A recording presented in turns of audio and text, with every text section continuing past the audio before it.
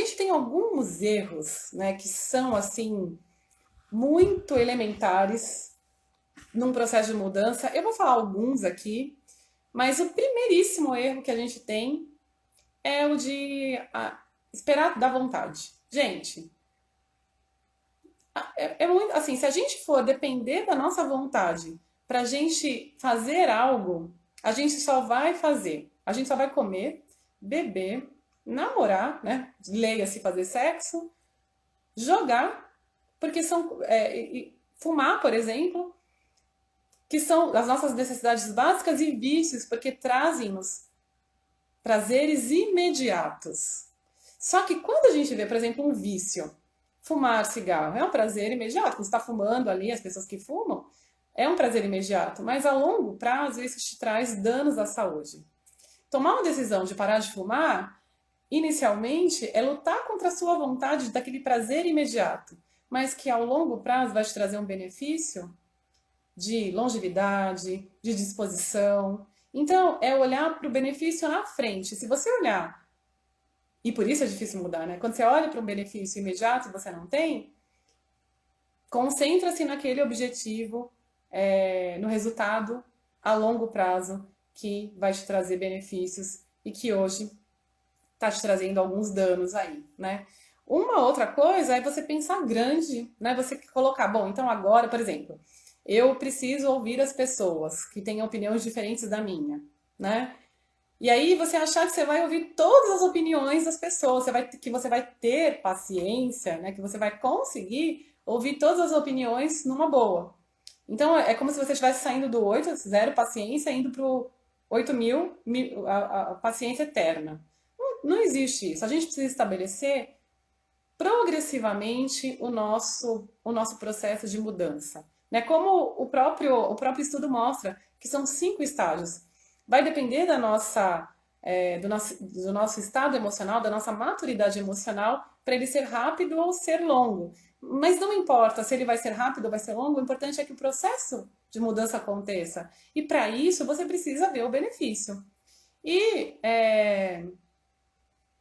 se você não se questionar sempre que você tiver um comportamento que te traga um prejuízo, né, que a gente chama de prazer, um prazer momentâneo e um prejuízo a longo prazo, por exemplo, como você coloca o celular ali para despertar e aí você bate a mão no soneca e vai batendo. E aí, de repente, você ficou mais 30 minutos dormindo. Você concedeu um prazer imediato, que era ficar um pouquinho, dormir um pouco mais, mas em contrapartida você vai ter um prejuízo porque você vai chegar, você já se atrasou, você pode chegar atrasado, aí você vai colocar a culpa no trânsito e por aí vai, né? Então, pesa. Será que levantar no horário e sair no horário não é melhor? Ou, por exemplo, mesmo que você trabalhe em casa, não é melhor você se comprometer com aquele horário que você acordou e fazer aquilo que você tinha imaginado para você ter aí uma disposição? São pequenas coisas que vão minando o nosso estado de humor, a nossa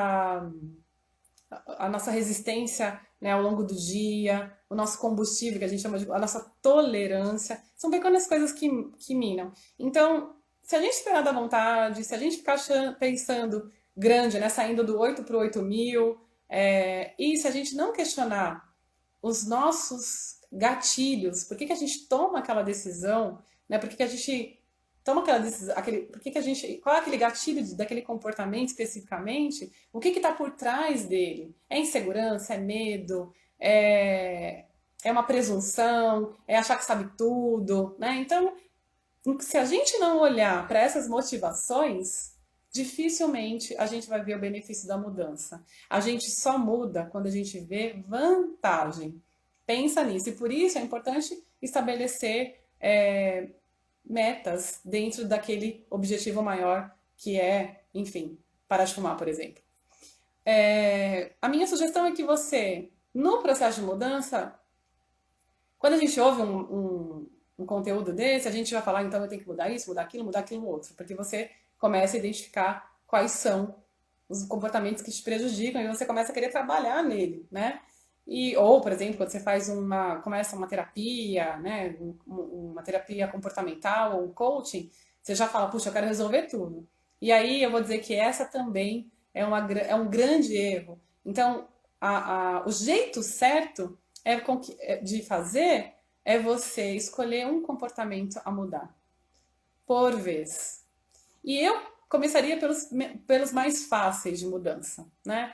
Então, tem até aquela regra dos 21 dias, né? Que você vai adicionando coisas, você decide fazer algo, por exemplo, academia, e você faz 21 dias consecutivos para fazer parte da sua rotina. E aí você coloca uma outra coisa, né? Então, na parte de comportamental, a parte de mudança de comportamento é do mesmo jeito. Escolha um comportamento que você queira, que você acha importante mudar, por exemplo, aprender a ouvir. E aí você vai trabalhar em cima criar estratégias para que você aprenda de fato a ouvir. E no início eu vou dizer, você vai fingir que está ouvindo. Mas conforme você vai, mesmo que seja um fingimento, mas conforme você fechar a boca, só o fato de você falar, bom, eu vou aprender a ouvir opiniões diferentes ou ouvir. E aí você se policia diante da sua interferência. Então, se você quiser falar, você se cala.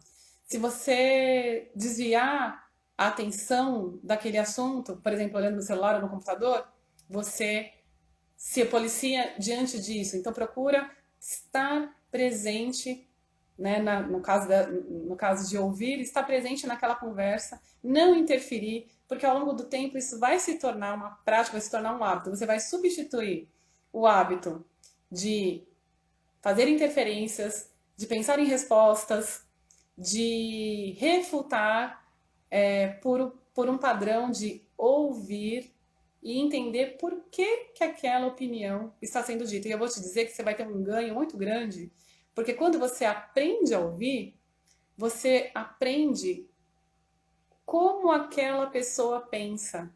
E aí fica muito mais fácil de você orientar um trabalho de acordo com aquele pensamento, ou de orientar um trabalho contra aquele pensamento, entendendo a percepção da pessoa.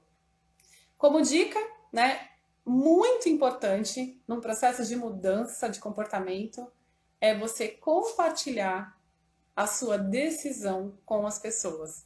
Se você tiver, se as mudanças forem concernentes ao seu trabalho, junto à sua equipe, a minha sugestão é que você compartilhe com a sua equipe que você, por exemplo, deseja aprender a ouvir opiniões diferentes e peça o apoio deles. Mostrar vulnerabilidade, mostrar essa necessidade de ajuda, ela é sempre um excelente recurso na liderança para criar vínculos que sejam mais profundos e, consequentemente, fazer com que as pessoas te vejam como um ser humano e trabalhem pela sua causa e que trabalhem por aquele objetivo que você traçou e que elas começam a se sentir parte de um todo. Elas começam a se engajar diante de uma postura de uma liderança que é mais flexível, que é mais vulnerável e que também se mostra humano pedindo ajuda.